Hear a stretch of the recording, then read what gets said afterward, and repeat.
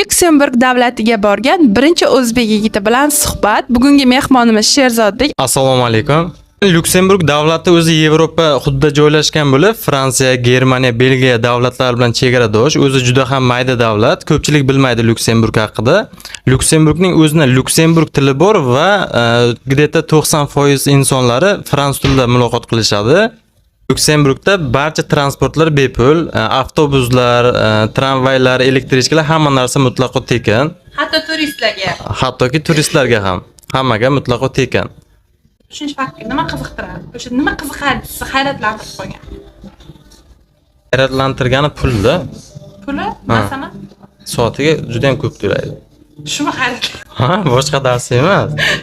Yevropa davlatlariga borgan bo'lsam ham Lyuksemburgda o'zbeklarni uchratganim yo'q. Demak, siz yagona o'zbekman deya olasiz. Albatta, albatta. Shu qancha muddat yashadingiz? 6 oy muddatda yashadim. Lekin Lyuksemburgda birorta o'zbekni uchratganim yo'q.